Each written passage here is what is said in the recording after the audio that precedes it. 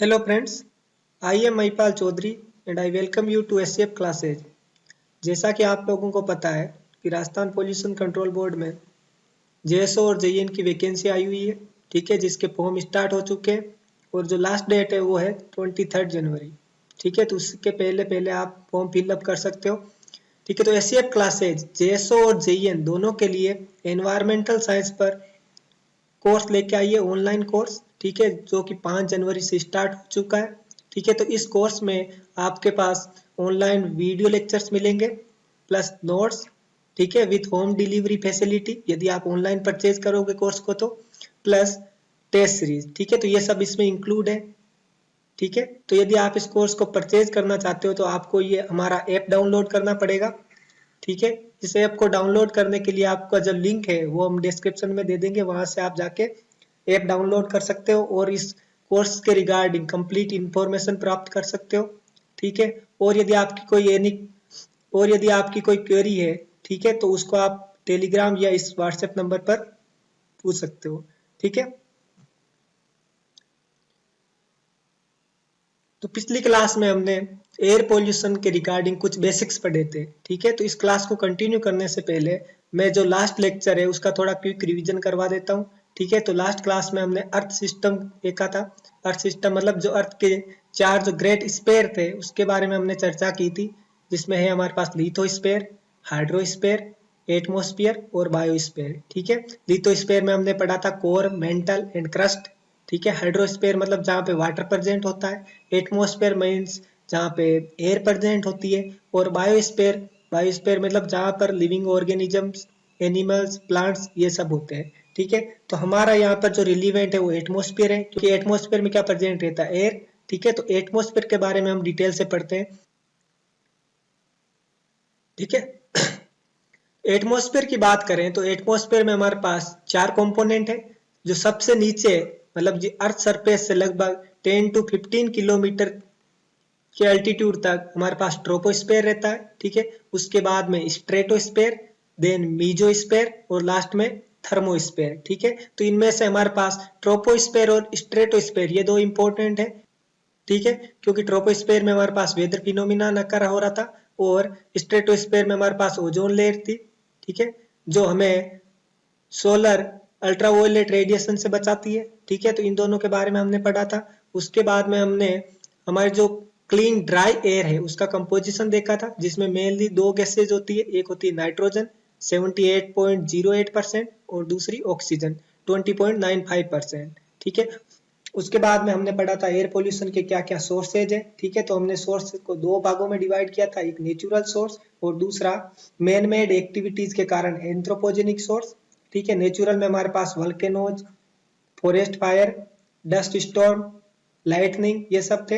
Anthropogenic में हमारे पास point source, ठीक है, जैसे इंडस्ट्रीज, पावर प्लांट्स ये सब, और एरिया सोर्स जैसे ओपन बर्निंग, लाइन सोर्स जैसे हमारे पास pollution on highway, pollution due to rail road locomotives, ठीक है। तो उसके बारे में हमने पढ़ा था। उसके बाद में हमने जो हमारे टाइप्स ऑफ पोल्यूटेंट्स है उनको दो भागों में डिवाइड किया था, एक प्राइमरी पोल्यूटेंट्स और दूसरा सेकेंडरी पोल्यूटेंट्स।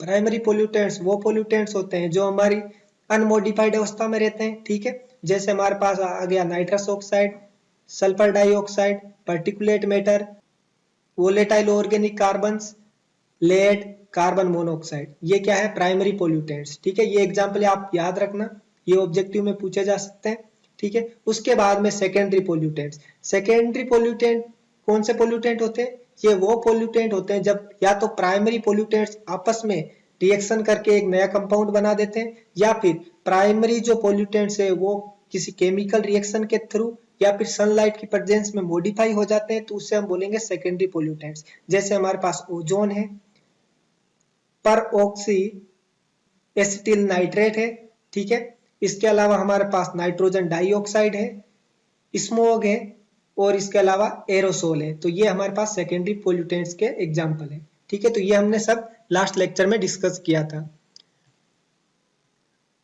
ठीक है। तो आज हम पढ़ते हैं कि जो हमारे पास प्राइमरी एयर पोल्यूटेंट्स थे जो मैंने अभी बताए थे, कौन कौन से थे।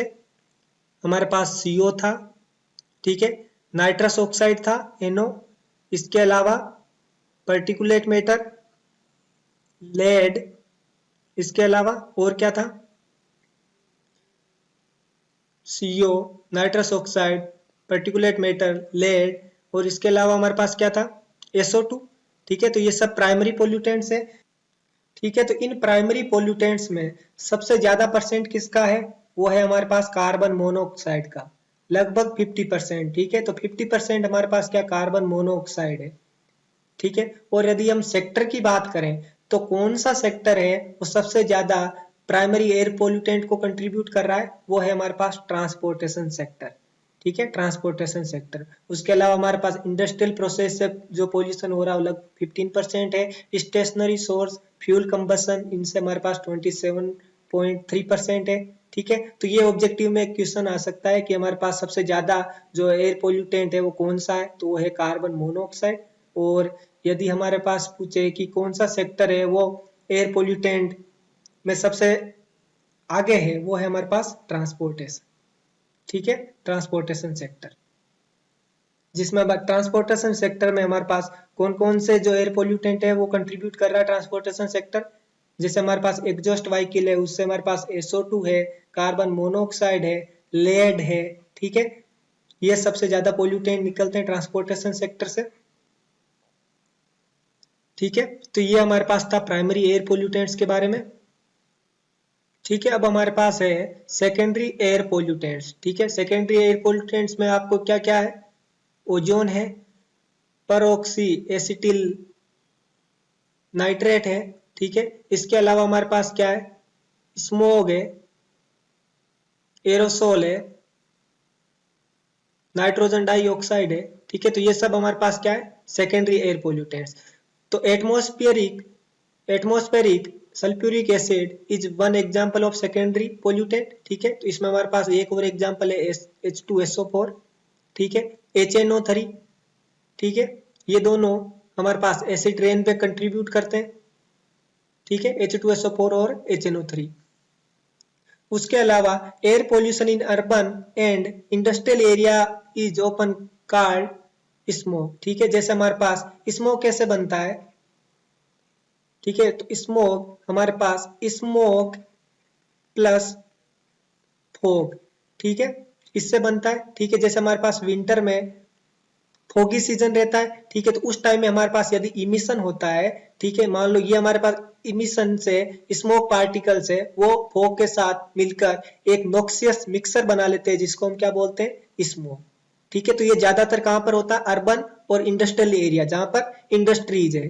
ठीक है, photochemical smoke, a noxious mixture of gases and particles, is produced when strong sunlight triggers photochemical reaction in the atmosphere। ठीक है, जब फोटोकेमिकल रिएक्शन होती है तो उसमें हमारे पास सनलाइट की प्रेजेंस में फोटोकेमिकल स्मोक बनता है। ठीक है, इसमें जो मेन कंपोनेंट है वो हमारे पास क्या है, ओजोन। ये फोटोकेमिकल स्मोक के बारे में हम डिटेल से पढ़ेंगे आगे। ठीक है, तो although considerable progress has been made in controlling air pollution, the quality of air we breathe remains a serious public health problem। ठीक है, तो इसको कंट्रोल करने के लिए हमारे पास कंट्रोल टेक्नोलॉजीज है, लेकिन फिर भी ये अभी सीरियस कंसर्न है। ठीक है, आगे हम बात करते हैं air pollutants conversion of units. Means जो हमारे पास एयर पोल्यूटेंट्स है उनको जो मेजर करते हैं उसके बाद में उनकी यूनिट्स है उनको हम किस तरीके से कन्वर्ट करते हैं। ठीक है, तो पहले मुझे बताओ कि एयर पोल्यूशन की जो यूनिट्स है वो क्या क्या है, कैसे हम मेजर करते हैं। मान लो हमारे पास SO2 है, तो इसको किस तरीके से किस यूनिट में मेजर करते हैं हम, या तो हम करते हैं ppm में। ठीक है, ppm क्या होता है, पार्ट्स पर मिलियन, या पर हम करते हैं पार्ट्स पर बिलियन। अच्छा, इसके अलावा और कोई यूनिट, इसके अलावा हम कभी कभी मेजर करते हैं माइक्रोग्राम पर मीटर क्यूब। ठीक है, या फिर मिलीग्राम पर मीटर क्यूब। ठीक है, तो ppm को किस तरीके से माइक्रोग्राम पर मीटर क्यूब में कन्वर्ट किया जाता है वो हम देखेंगे इस लेक्चर में। ठीक है, तो उसके पहले मैं ppm के बारे में डिस्कस करता हूं। जो हमारे पास एयर पोल्यूटेंट है उसकी जो कंसंट्रेशन यदि हम ppm में मेजर करते हैं, तो ppm मतलब पार्ट्स पर मिलियन। ठीक है, तो इसमें हमारे पास क्या है कि मान लो कोई पोल्यूटेंट है तो उसका 1 volume divide by 10⁶ volume of air plus pollutant. ठीक है। तो ये हमारे पास होता है पीपीएम। इसका मतलब पीपीएम हमारे पास क्या है, वॉल्यूम बाय वॉल्यूम। ठीक है, पीपीएम हमारे पास क्या है, वॉल्यूम बाय वॉल्यूम। ठीक है, तो एयर पोल्यूटेंट्स को generally volume by volume major किया जाता है। जबकि हम यदि वाटर की बात करें तो वाटर में जो हमारे पास कंसंट्रेशन होती है पीपीएम में, वो हम जनरली लेते हैं वेट बाय वेट। क्या लेते हैं, वेट बाय वेट। तो इसका मतलब हमारे पास पीपीएम ये क्या है, डायमेंशन लेस नंबर है, ये एक जस्ट रेशियो है। ठीक है, ये हमारे पास क्या है, एक रेशियो है। ठीक है, तो मुझे एक बात बताओ कि यदि हमारे पास वाटर है, वाटर में हमारे पास 1 मिलीग्राम पर लीटर वो 1 पीपीएम के बराबर होता है कि नहीं होता, होता है। ठीक है, 1 milligram per litre is equal to 1 PPM. ठीक है, तो क्या वो एयर में भी 1 milligram per litre is equal to 1 PPM होगा? एक बार सोचो और उसके बाद मुझे बताओ। ठीक है, तो हम पढ़ रहे थे एयर पोल्यूटेंट कंसंट्रेशन।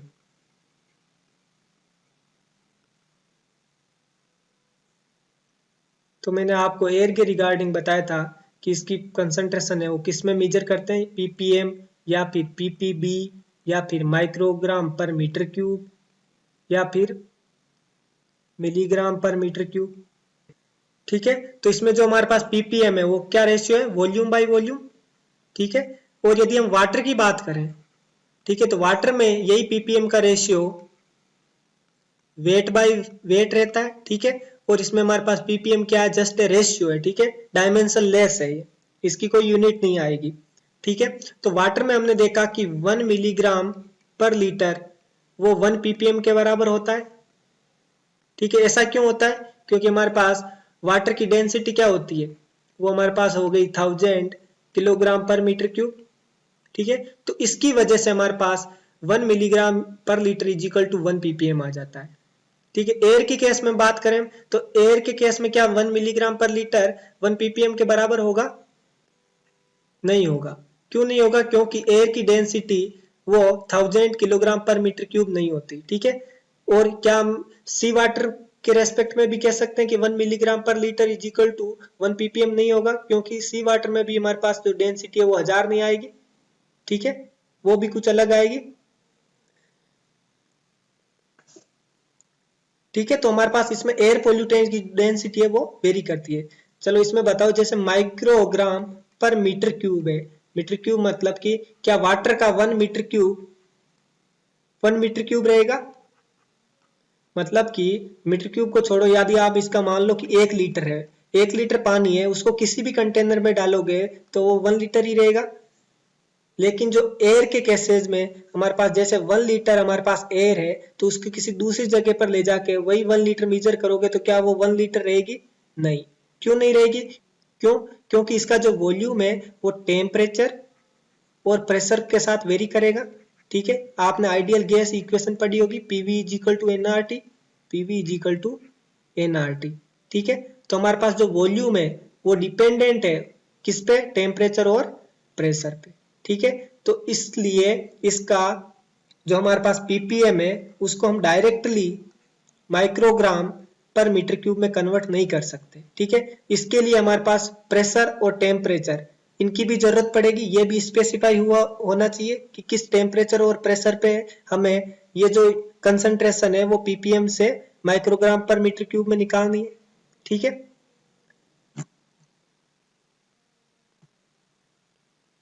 ठीक है, तो इसका डेरिवेशन देखते हैं कि किस तरीके से हम चेंज करेंगे। ठीक है, यूनिट्स को, derivation.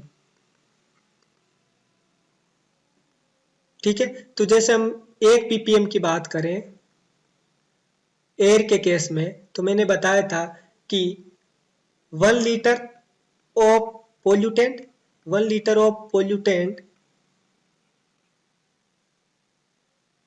1 litre of pollutant divide by 10⁶लीटर ऑफ एयर। ठीक है, यही होता है 1 पीपीएम। ठीक है, अब हमें इसको कन्वर्ट किस में करना है, हमें जो यूनिट है वो पीपीएम से कन्वर्ट करनी है माइक्रोग्राम पर मीटर क्यूब। किस में चेंज करनी है, माइक्रोग्राम पर मीटर क्यूब में। ठीक है। तो हमारे पास नीचे हमें क्या चाहिए, मीटर क्यूब चाहिए, तो हम इसको तो डायरेक्टली कन्वर्ट कर सकते हैं, ठीक है। तो इसको लिख देते हैं 1 litre divide bye 10⁶ into 1 litre में कितने मीटर क्यूब हो गए, 10⁻³ मीटर क्यूब, ठीक है। तो ये हमारे पास हो गया 1 litre divide by 10⁻³ metre cube, ठीक है। अब हमें क्या करना, हमें किसी भी तरीके से इस 1 लीटर को माइक्रोग्राम में चेंज करना है, ठीक है। इस 1 लीटर को हमें क्या करना है, माइक्रोग्राम में चेंज करना है, ठीक है। तो हमने माइक्रोग्राम में चेंज करना है, ठीक है। तो हम इसमें एसटीपी पर बात करें। एसटीपी मतलब standard temperature and pressure, standard temperature and pressure, ठीक है। इसमें हमारे पास टेम्परेचर कितना होता है, 0 डिग्री सेल्सियस या फिर 273 केल्विन, और प्रेशर कितना, 1 एटमॉस्फेयर, ठीक है। तो एसटीपी में आपने पढ़ा होगा कि एसटीपी में हमारे पास 1 मोल गैस का जो वॉल्यूम होता है वो कितना होता है, 22.4 लीटर, ठीक है। तो 1 मोल गैस का, ठीक है, इसका जो वॉल्यूम होता है, 1 मोल गैस का जो वॉल्यूम होता है वो कितना होता है, 22.4 लीटर, ठीक है। 22.4 लीटर होता है, ये बात समझ में आई, ठीक है। तो मैं वापस लिख देता हूं यहां पर कि हमारे पास 1 मोल जो गैस है उसका वॉल्यूम कितना हो गया, 22.4 लीटर, ठीक है। 1 मोल गैस में हमारे पास उसका वेट कितना हो गया, 1 मोल गैस का मोलिकुलर वेट के बराबर, ठीक है। तो हमारे पास 22.4 लीटर में जो वेट है वो हमारे पास मोलिकुलर वेट के बराबर है, ठीक है, जिसको हम ग्राम में लेंगे, ठीक है। तो 1 लीटर वॉल्यूम में कितना आएगा हमारे पास, मोलिकुलर वेट ग्राम में डिवाइड बाई 22.4, ये बात समझ में आ रही है, ठीक है। तो हमारे पास जो हमने लिखा था 1 ppm is equal to 1 litre by 10⁶ into 10⁻³ metre cube, तो इसमें 1 लीटर की जगह ये पुट कर सकते हैं, ठीक है, 1 लीटर की जगह।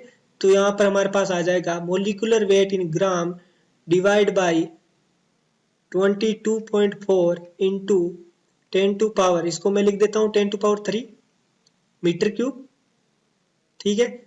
अब हमारे पास क्या प्रॉब्लम है, हमारे पास हमें किस में चाहिए, माइक्रोग्राम पर मीटर क्यूब में, ये हमारे पास ग्राम है, ठीक है। तो इसको मैं 10⁻6 से मल्टीप्लाई कर देता हूँ, अब ये हमारे पास किस में आ गया, माइक्रोग्राम पर मीटर क्यूब में आ जाएगा, समझ गए, ठीक है। तो अब हमारे पास 1 ppm किसके बराबर हो गया, 1 ppm हो गया हमारे पास molecular weight in gram into 10⁻³ divide by 22.4, ये हमारे पास है माइक्रोग्राम पर मीटर क्यूब।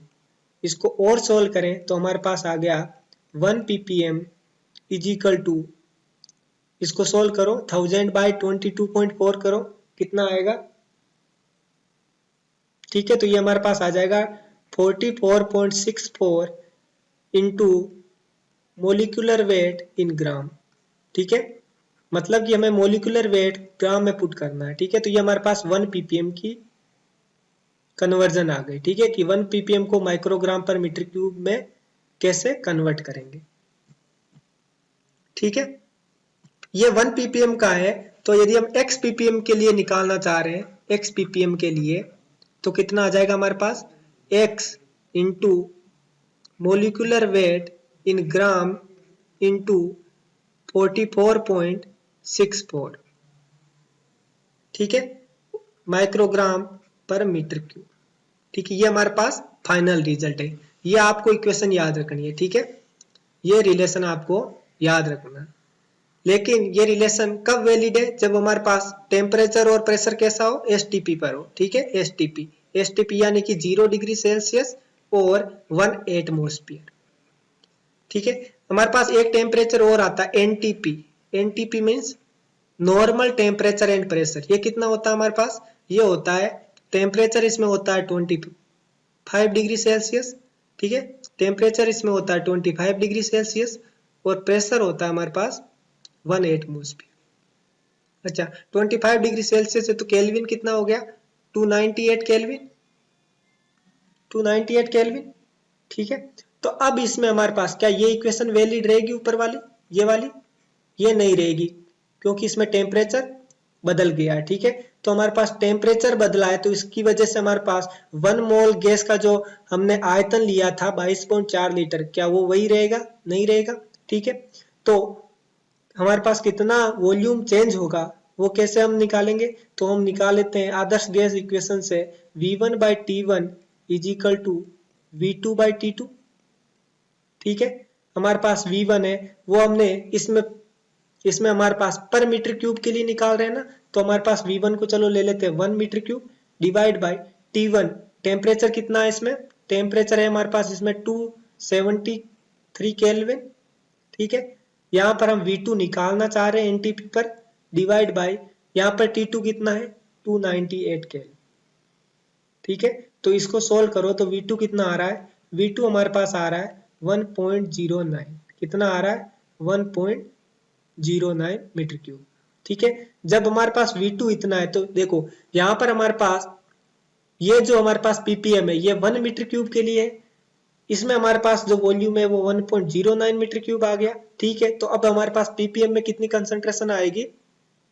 अब हमारे पास ppm में कितनी कंसंट्रेशन आएगी? तो हम इसको सिंपली डिवाइड कर देंगे, x ppm is equal to x into molecular weight in gram into 44.64 divide by 1.09। ये हमारे पास आ जाएगा माइक्रोग्राम पर मीटर क्यूब। ठीक है, तो हमारे पास x ppm कितना आ गया? x ppm is equal to, इसको डिवाइड करो 44.64 को 1.09 से, तो हमारे पास कितना आएगा? ये आएगा x into molecular weight in gram into 40.95। ठीक है, माइक्रोग्राम पर मीटर क्यूब। तो ये हमारे पास रिलेशन आ गया। ठीक है, यहाँ पर x ppm के लिए निकालना है तो उसके लिए यहाँ पर x से मल्टीप्लाई कर देंगे। अच्छा ये बताओ ये कहाँ पर है? ये 8 NTP। ठीक है, नॉर्मल टेम्परेचर एंड प्रेशर। ठीक है, ये बात समझ में आ गई। इसके अलावा और किसी टेम्परेचर के लिए आपको बोल दें तो आप जनरली यही फॉर्मूला लगाओगे। ठीक है, V1/T1 is equal to V2/T2। इस फॉर्मूले से आप सोल्व कर सकते हो, V2 निकाल सकते हो और उसके बाद में उसके अकॉर्डिंग x ppm की कंसंट्रेशन है वो माइक्रोग्राम पर मीटर क्यूब में चेंज हो जाएगी। ठीक है, तो ये डेरिवेशन था हमारे पास। अब हमें फाइनली क्या याद रखना है? ठीक है, तो हमें ये दो चीजें याद रखनी है कि एसटीपी पर जो x ppm होता है, ठीक है, वो होता है हमारे पास x multiplied by molecular weight in gram multiplied by 44.64 इन ये किसमें है? Microgram per metre cube. ठीक है, और हमारे पास एनटीपी पर पूछे तो एनटीपी पर हमारे पास आ जाएगा x ppm is equal to x into molecular weight in gram into 40.95 microgram per metre cube. ठीक है, तो ये दो इक्वेशन आपको याद रखनी। एसटीपी मतलब टेम्परेचर कितना है 0 डिग्री सेल्सियस, और एनटीपी मतलब टेम्परेचर कितना है 25 डिग्री सेल्सियस। ठीक है, तो ये दो इक्वेशन आपको याद रखनी, ये इंपॉर्टेंट है। ये दो इक्वेशन आपको याद रखनी है। ठीक है, तो अब हम इस पे एक न्यूमेरिकल करते हैं। इस पे हम अब एक न्यूमेरिकल करते हैं। फॉर एग्जाम्पल मान लो हमारे पास CO है, मतलब कि कार्बन मोनोऑक्साइड, उसकी कंसंट्रेशन है जो वो है 1% बाय वॉल्यूम। कितनी कंसंट्रेशन है? 1% बाय वॉल्यूम। ठीक है, 1% बाय वॉल्यूम मतलब 1% बाय वॉल्यूम ऑफ एयर।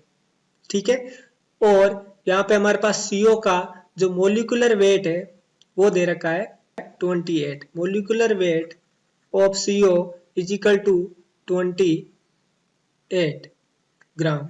ठीक है, अब हमसे पूछा है कि CO की कंसंट्रेशन बताओ इन माइक्रोग्राम पर मीटर क्यूब। ठीक है, CO की कंसंट्रेशन बताओ माइक्रोग्राम पर मीटर क्यूब में। तो इसको किस तरीके से सोल्व करेंगे? सबसे पहले CO की कंसंट्रेशन है कितनी, वो है 1% बाय वॉल्यूम। तो हम जानते हैं कि जब हमारे पास 100%, यदि हमारे पास कंसंट्रेशन 100% है तो उसके कोरस्पॉन्डिंग हमारे पास पीपीएम में कितनी कंसंट्रेशन आ जाती है? 10⁶ ppm, 10⁶ ppm। ठीक है, तो हमारे पास यदि यहाँ पे 1% के लिए बोला है, 1% है कंसंट्रेशन, तो कितना आ जाएगा हमारे पास? 10⁶/100 यानी कि 10⁴ ppm। ठीक है, तो हमारे पास कंसंट्रेशन आ गई 10⁴ ppm। ठीक है, अब हमसे पूछा, ये जो CO की कंसंट्रेशन पूछी ना, ये हमारे पास एनटीपी पर पूछी हुई है। कहाँ पे पूछी हुई है? एनटीपी पर। ठीक है, तो अब हम फॉर्मूला यूज कर लेंगे सीधा कि x ppm, ठीक है, एनटीपी पर किस तरीके से होता है? x ppm एनटीपी पर किसके इक्वल होता है? x into molecular weight in gram into 40.95। ठीक है, तो हमारे पास x मतलब कितनी कंसंट्रेशन है? 10⁴ इंटू मोलिकुलर वेट कितना दे रखा है?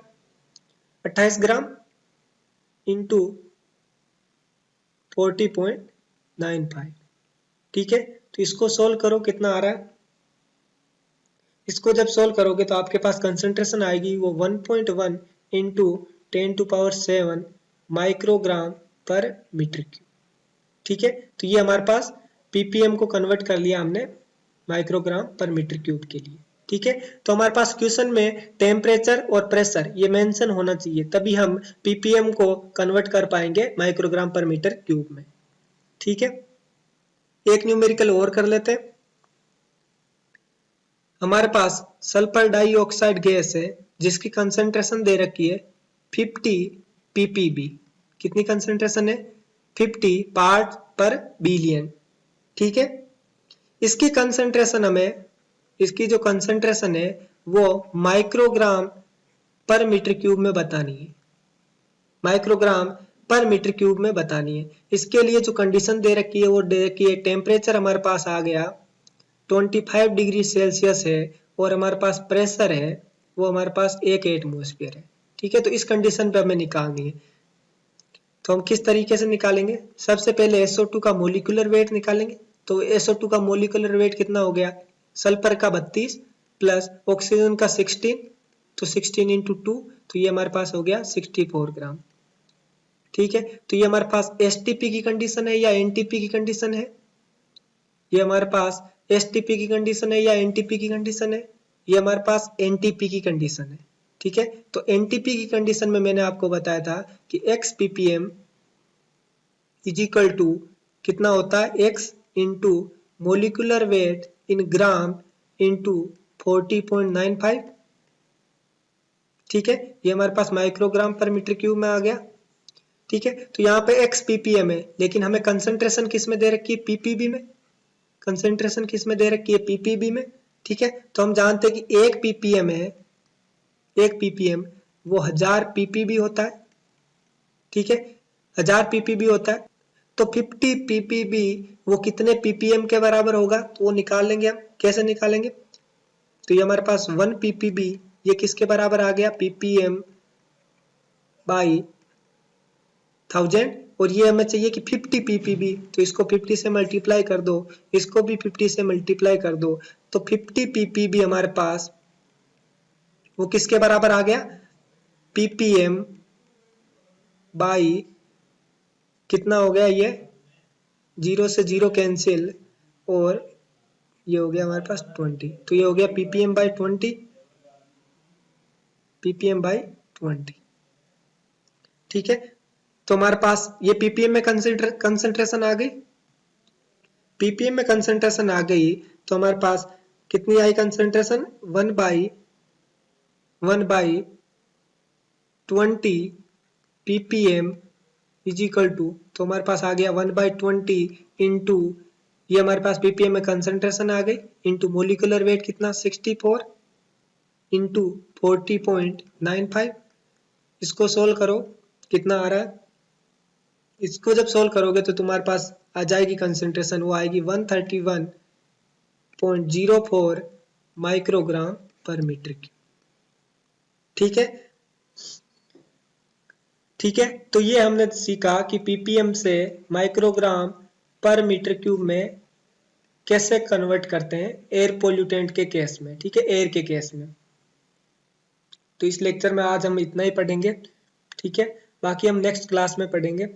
Thank you.